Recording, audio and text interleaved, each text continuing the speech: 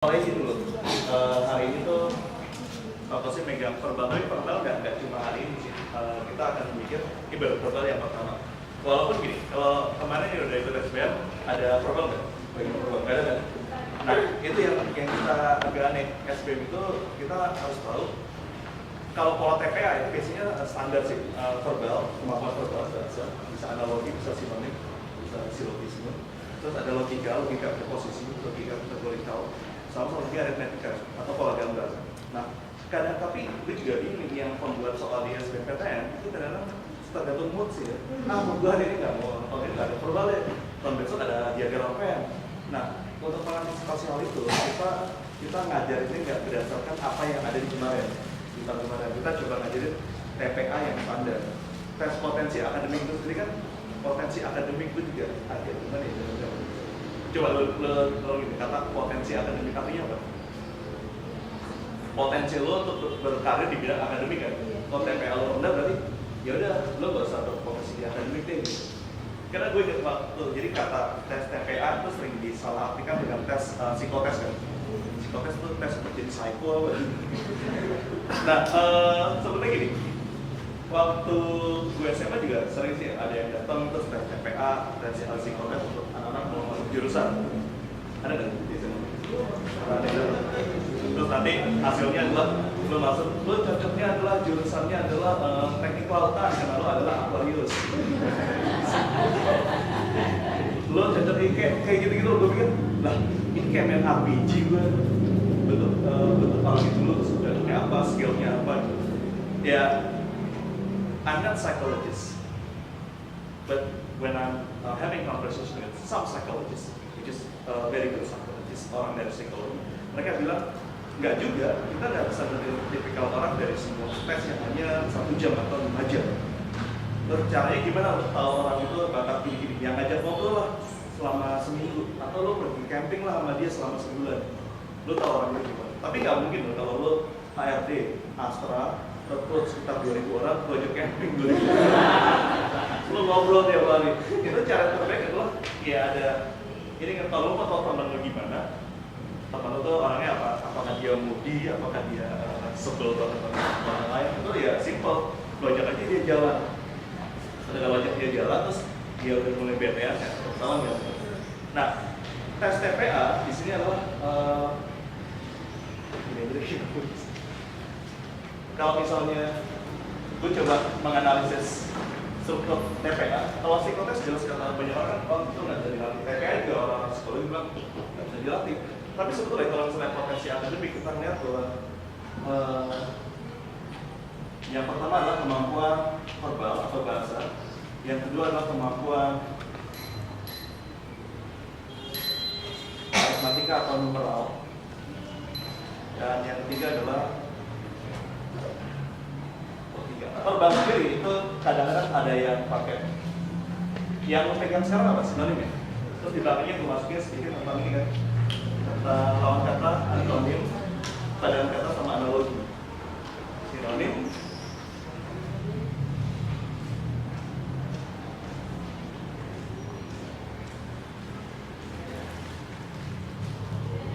yang terakhir apa tadi? Analogi. Yang kemarin keluar di SBM 2 tahun atau sama 3 tahun lalu berarti ya, itu adalah bagian yang analogi. Tapi gini, analogi sebetulnya tuh agak lebih sulit karena lo harus melihat pola katanya kan. Terus by the way, ketika lo ngerjain soal-soal ini, ada nggak kata yang berapa persen kata yang susah dari sinonim? Sinonim dulu, lihat kan ada kata yang dicetak huruf besar semua. Komplotan, konstitusi, paham, orasi, propagandis, mitra, konkret, agunan. Ada berapa yang lo nggak tahu sama sekali?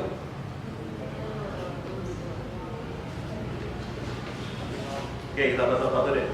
Komplotan, jawabannya apa? Dua. Kalau ada nggak kata-kata yang mirip di nomor 1 komplotan? Yang mirip sama persekutuan sama komplotan, nggak ada kan? Nah itu kuncinya. Walaupun lo nggak tahu, sekarang lo tahu arti kata komplotan apa?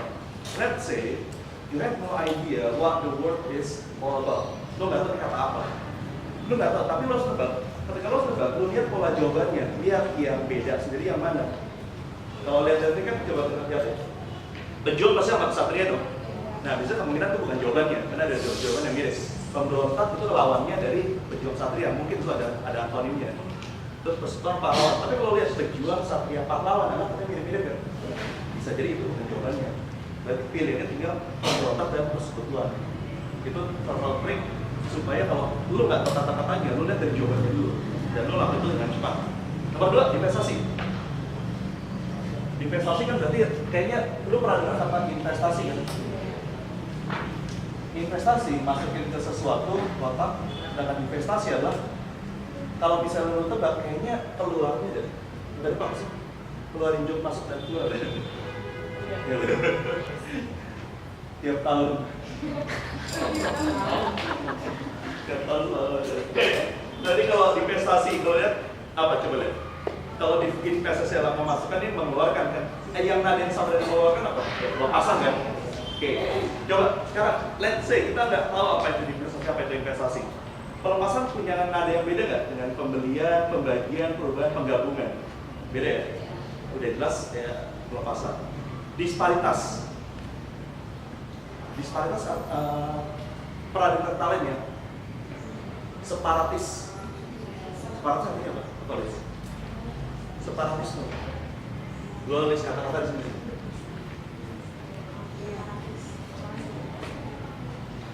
Separatis artinya dari kata bahasa Inggris separate. Berarti artinya apa? Misah, pemisahan. Separatis biasanya orang ingin bisa nadanya dengan juga pemberontak atau yang ingin memisahkan diri. Pemisahan. Jadi kalau disparitas itu ada hubungan sama nadanya disparity, ada semacam perbedaan. Kalau kita lihat nada-nadanya persamaan jelas enggak ya? Nadanya beda kan, disparitas kan split kan. Perbedaan, persaingan, pergolakan, perbandingan. Nah, lebih cocok kira adalah ya disparitas terjadi disparitas yang tinggi ya. Karena kita lihat adalah perbedaan. Slogan, gampang ya? Ya jadi kira-kira apa slogan? Semboyan. Bedanya malu gua.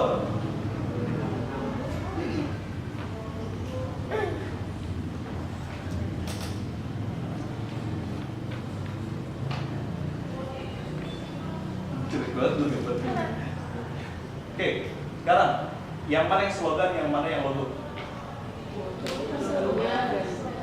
Logo Garudanya, slogannya adalah Garuda. Yang udah tahu.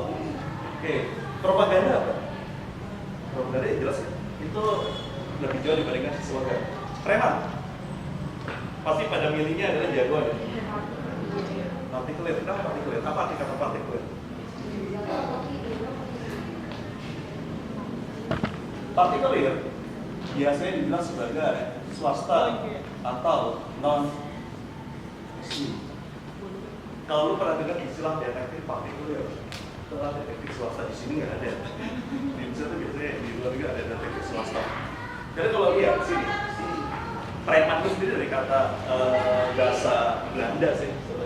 Kalau misalnya ada sedikit perubahan kata preman jadi Frenchman kalau salah.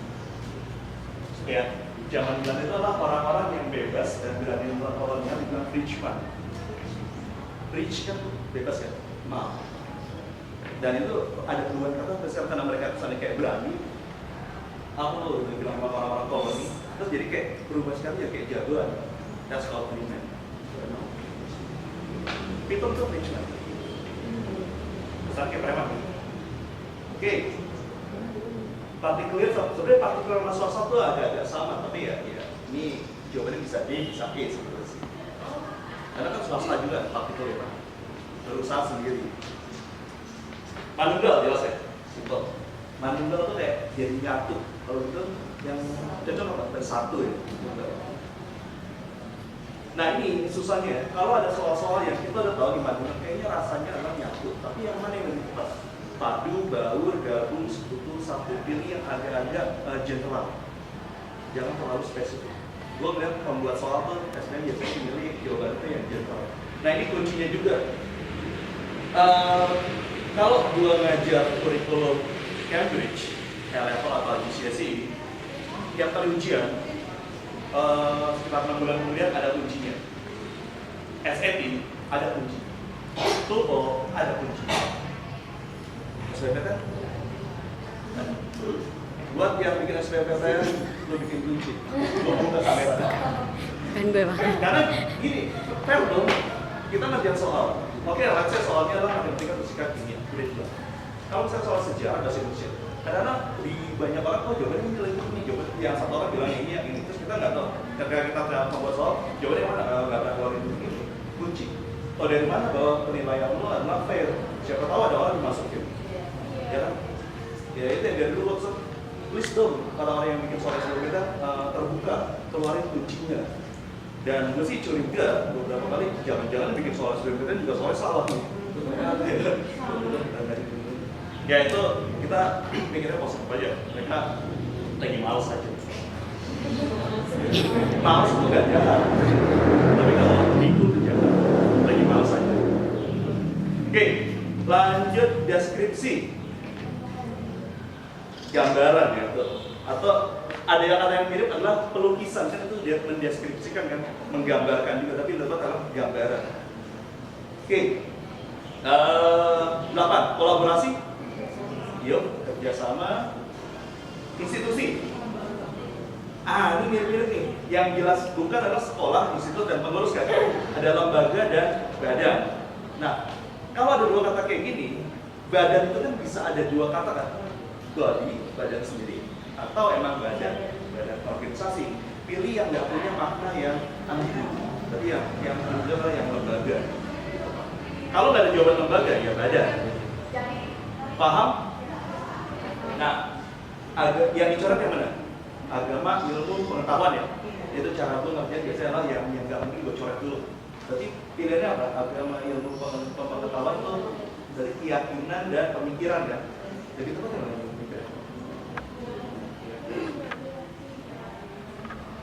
gue lebih tepat mikir yang pemikiran, karena keyakinan itu lebih tepat dengan belief.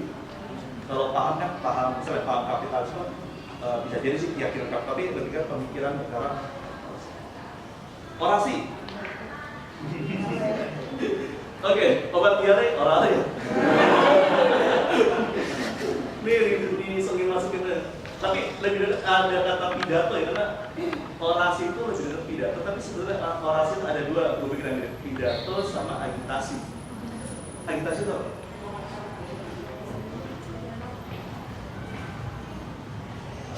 Agitasi, orang yang melakukan agitasi namanya adalah agitator.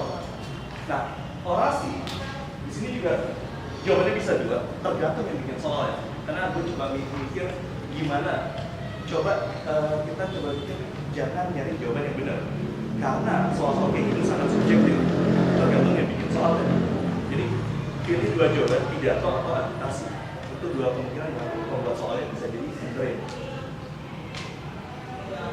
Agitasi itu kayak hasutan sih.